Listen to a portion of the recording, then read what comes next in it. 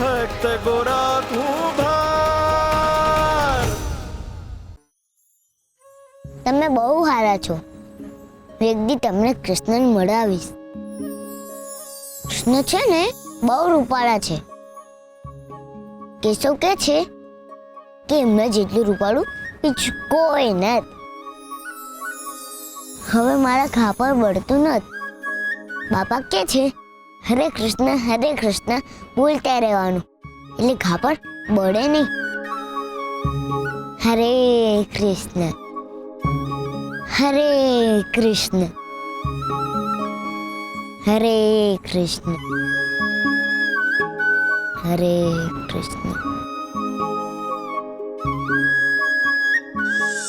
ગોરા ગોરા, એ બેટા ગોરા ગોરા, ગોરા બેટા ક્યાં છે તું? પંકજ આપણો દીકરો ક્યાં છે? ધીરજ ધરો દેવી, ધીરજ ધરો. ગોરા ગોરા,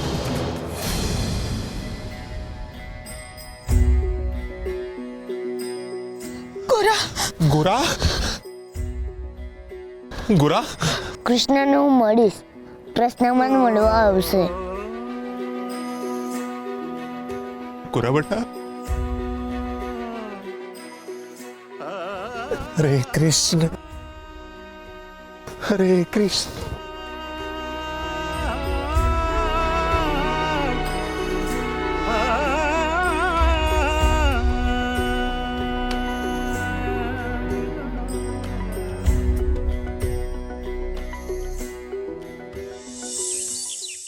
કાલે તો ગોરાએ પથરો રાજમહેલ સુધી ઉચક્યો હતો.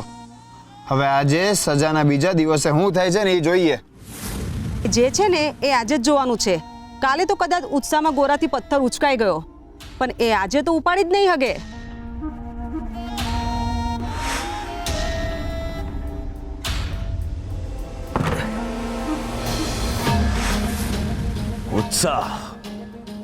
ઉત્સાહથી આટલો મોટો પથ્થર ઉચકી ન શકાય.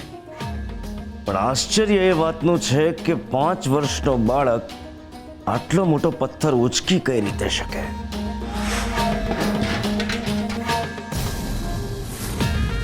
મહારાજ, આ છોકરો આ રીતે ઘણી બધી વાર પડ્યો છે, પણ હજુ સુધી આ પથરો પાવાલામાંથી બહાર નથી નીકળ્યો. ખોરા પાખંડી, નક્કી કઈ ગડબડ છે. પૂજારી બાપા, ગડબડ તો થઈ જ છે.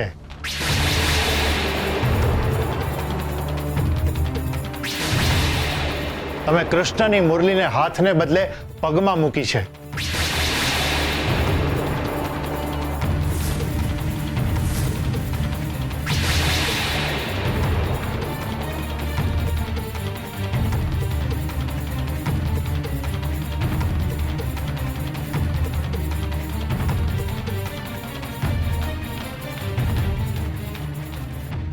તમે શાસ્ત્રો તો બહુ વાંચ્યા છે ને પૂજારી બાપા, તો કૃષ્ણ લીલા પણ વાંચી જશે. અને એની લીલા તો માનવામાં ન આવે એવું કરી બતાવે છે. પથરા તો શું, એનો હાથ અડે ને તો પર્વતે ઊંચકી શકાય. અરે જે પાંચાલીના ચીર પૂરી શકે એ પોતાના ભક્તના પથરા ન ઊંચકી શકે? પૂજારી બાપા, કૃષ્ણ ભણતરથી નહીં, ભક્તિથી મળે છે. જય શ્રી કૃષ્ણ.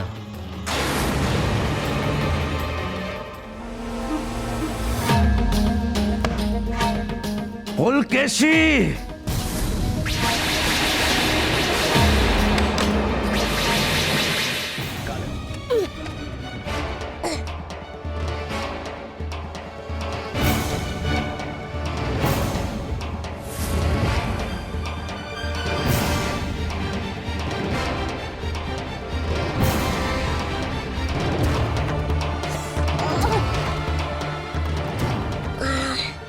ગોરા, કૃષ્ણનું નામ લેતો રહેજે બેટા.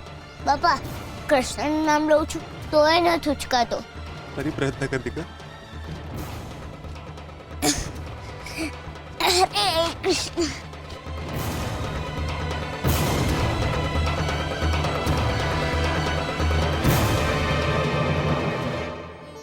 હરે કૃષ્ણ હરે કૃષ્ણ.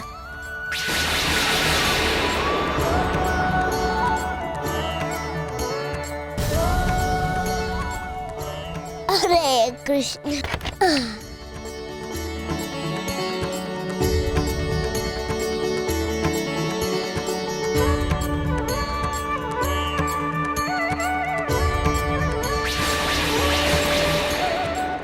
બાપા, પથ્થર ઉચકાઈ ગયો. બોલો કૃષ્ણ કનૈયા લાલ કી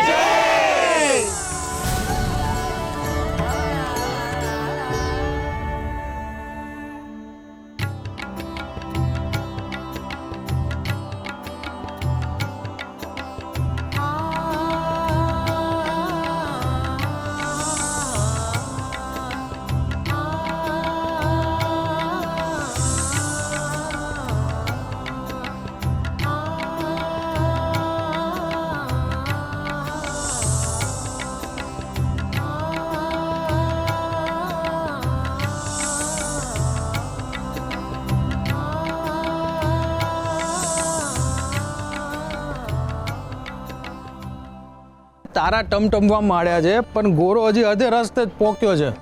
અરે ગોરો લથડિયા ખાઈ રહ્યો છે અને હમણાં જો એક વખતે હાલ્યો આવું છું, હાથ ને પગ હંધું સોલાઈ ગયું છે અને ગોરાને રાજમહેલ પોગતા રાત થઈ જાય. રાત થાય કે બીજો દી થાય પણ એ સમજાતું નથી. એવડો મોટો પથ્થર ગોરા એકલો કેમ ઉચકી શકે? ભાઈ આ તો કૃષ્ણની કૃપા છે અને પરમાની ભક્તિની શક્તિ છે. ભક્તિ નહીં, મેલી વિદ્યા. ભાઈ ભગવાન આમ નવરો છે કે પથ્થર ઉચકવા હાયલો આવે. જુઓ ને પવાલો કેટલી વાર નીચે પડ્યો, એમાંથી પથ્થર ન પડ્યો. તંતર મંતર વિના ન બને. હે ભાઈ, આ પરમાને છે ને તંત્ર મંત્ર કરતા ન આવડ્યો. આમાં તો મને કૃષ્ણની લીલા દેખાય છે. હાલો ત્યારે જય શ્રી કૃષ્ણ. જય શ્રી કૃષ્ણ. જય શ્રી કૃષ્ણ. જય શ્રી કૃષ્ણ.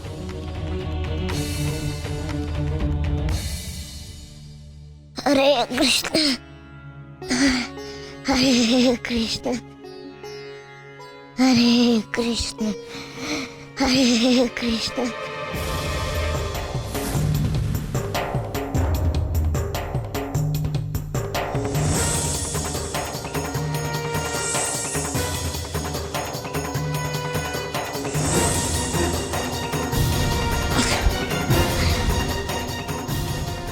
આજે પણ પથ્થર લઈને આ અહીં સુધી આવી ગયો. આજે તો આને પાઠ ભણાવવો જ પડશે.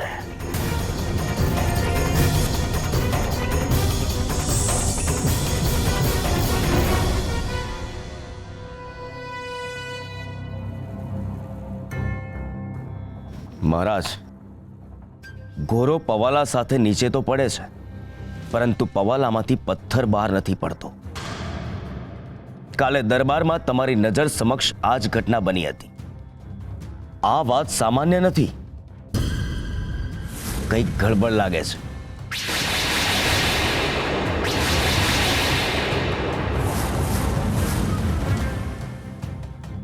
પવાલામાંથી પથ્થરનું બહાર ન પડવું એ અશક્ય છે અને આજે પણ એમ જ બન્યું તો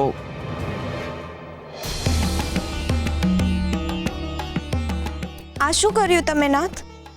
હવે શું થશે? જે થવાનું છે એ તો થઈને જ રહેશે રૂકમણી.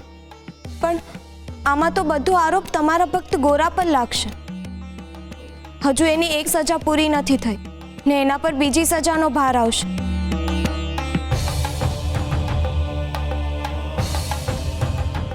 તમે ખોટી દિશામાં અનુમાન લગાવી રહ્યા છો. આ પથ્થર એને બીજી સજાનો ભાર નહીં આપે પણ પહેલી સજાનો ભાર હળવો કરશે. પથ્થર યોગ્ય જગ્યાએ જ પડ્યો છે. હરે કૃષ્ણ. મહારાજ, મને ખાતરી છે કે આજે પણ પથ્થર પવાલામાં જ રહેશે અને આટલા ભારે પથ્થરનું પવાલામાં રહેવું એ અશક્ય છે. મહારાજ, માટે પથ્થરની ચકાસણી થવી જ જોઈએ. જો આજે પણ પથ્થર પવાલામાં રહ્યો ને તો સજા મજાક બની જશે.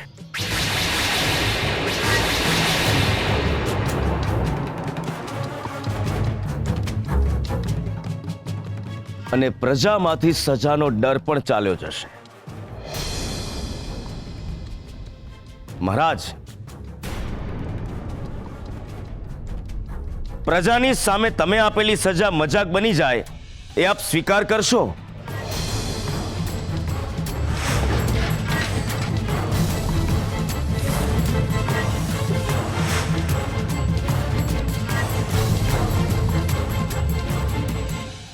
હાલો હાલો જલ્દી. ગોરા ગોરા ગોરા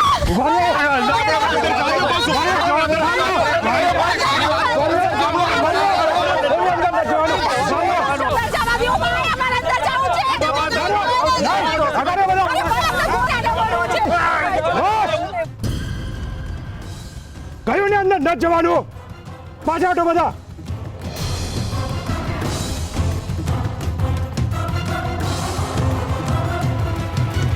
ભાઈ અમને અંદર જવા દો કહું છું. તમને અંદર જવાની મનાઈ છે. હુકમ મનાય છે અમને. હા, કોને ના પાડી છે અંદર જવાની? મહારાજે. અને એમનો હુકમ છે કે કોઈ અંદર નહીં જાય. મૂંગા રાજાનો હુકમ? ઈ બોલી ન થકતા તો હુકમ ક્યાંથી કરશે? એ બોલી ન શકતા એટલે તો બીજાની બુદ્ધિ એ હાલે છે.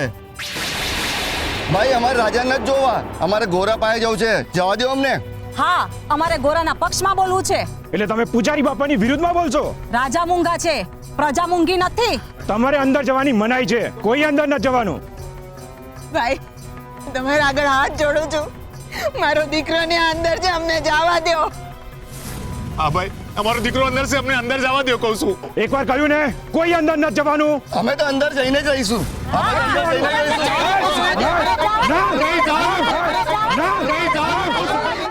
ગોરા, પથ્થર સાથે અહીં આવ. હરે કૃષ્ણ હરે કૃષ્ણ હરે કૃષ્ણ હરે કૃષ્ણ.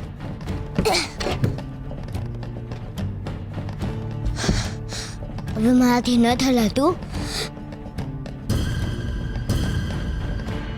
હવે મારાથી ન ઉચકાતું કૃષ્ણ. પથ્થર ન ઉચકાતો.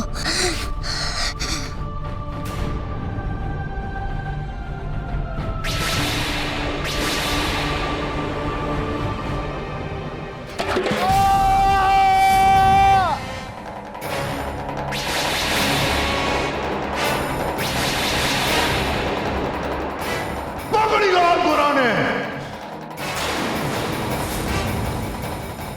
સિપાહીઓ, ગોરો મહેલમાંથી જીવતો ના જવો જોઈએ, જીવતો ના જવો જોઈએ.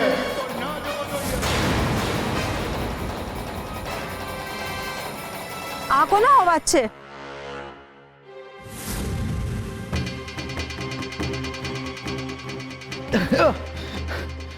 અરે જોઈ શું રહ્યા છો મારી સામે? હું બોલું છું એ સંભળાતું નથી? લઈ જાઓ આ ગોરાને કારાવાસમાં. મારા પગ પર પથ્થર નાખવાનું દુસ્સાહસ કર્યું છે એને.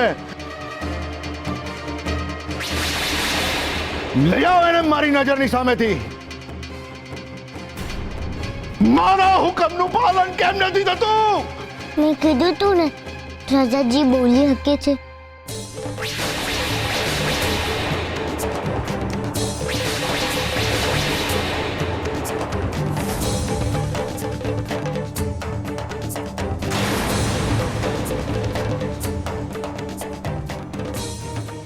હા,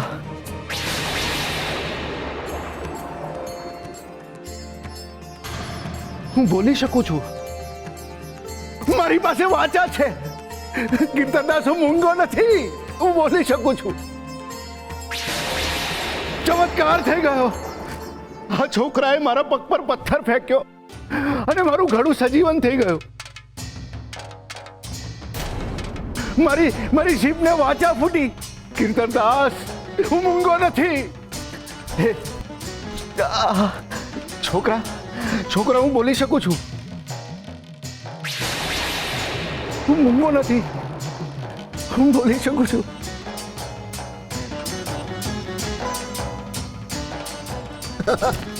હું બોલી શકું છું. સાંભળો સાંભળો સાંભળો. ગોરાએ રાજાના પગ પર પથરો પાડી રાજાને ગંભીર ઈજા પહોંચાડી છે. પરંતુ એ ઈજા થતાની સાથે જ રાજાના મોઢામાંથી ચીસ નીકળી ગઈ. ઉમાડી રે. ને આપણા મૂંગા રાજાને વાંચા ફૂટી છે. શું? ને આપણા મહારાજ બોલતા થયા છે. હવે તો અમને અંદર અમારા દીકરા ભાઈ જવા દો, હાથ જોડું છું તમારા. ભાઈ મારો દીકરો અંદર છે, અમને અંદર જવા દો કહું છું. આ બધાને અંદર જવા દો. જાઓ.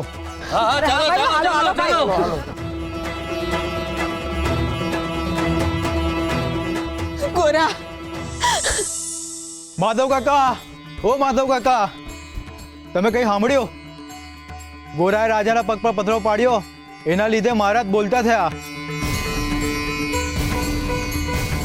હું વાત કરો છો? મહારાજ બોલતા થઈ ગયા? હા. ઓ વેલજીભાઈ, આપણા મહારાજ પર ગોરાએ પથ્થર પાડ્યો, એના લીધે મહારાજ બોલતા થઈ ગયા. શું વાત કરો છો? મૂંગા મહારાજ બોલતા થઈ ગયા છે? હા. આટલા વર્ષો પછી મહારાજની વાચા ફૂટી ખરી. હારું હારું હો ભાઈ.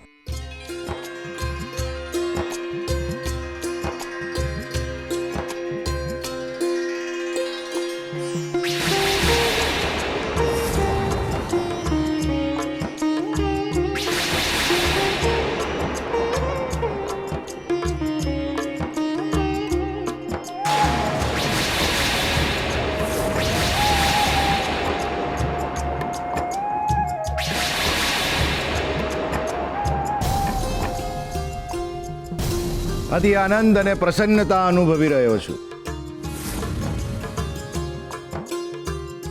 કારણ હું આજે પહેલી વાર બોલી રહ્યો છું, બોલી શક્યો છું. અરે રાજાજી તો સાચે જ બોલવા લાગ્યા. આ તો આશ્ચર્યની વાત છે. મૂંગા રાજાને વાચા ફૂટી. તમને બધાને મને બોલતો જોઈને નવાઈ લાગતી હશે. હું પોતે પણ આશ્ચર્યનો અનુભવ કરી રહ્યો છું કે આજે હું બોલી શકું છું. મારી અંદર દબાયેલા શબ્દોને હું તમારા સુધી પહોંચાડી શકું છું. એ ફક્ત ને ફક્ત એક ચમત્કાર છે. હું બોલી શકું છું, છતાં પણ હું શબ્દોમાં વ્યક્ત નથી કરી શકતો કે આજે હું કેટલો ખુશ છું. અને મારી આ ખુશી અને આશ્ચર્યનું કારણ છે આ ગોરા.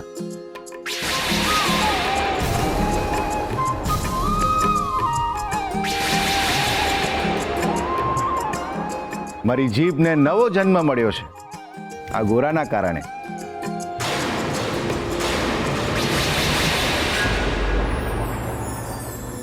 વૃક્ષ પર ફળ આવતા વર્ષો લાગે છે. એવી જ રીતે કોઈ સ્ત્રીને માતૃત્વનો આનંદ મેળવવો હોય તો એણે ઘણા સમય સુધી રાહ જોવી પડે છે. આમ જોઈએ તો રાહ જોવી એ પીડાદાયક છે, અને બીજી રીતે જોઈએ તો રાહ જોવી એ અસીમ આનંદ પણ છે.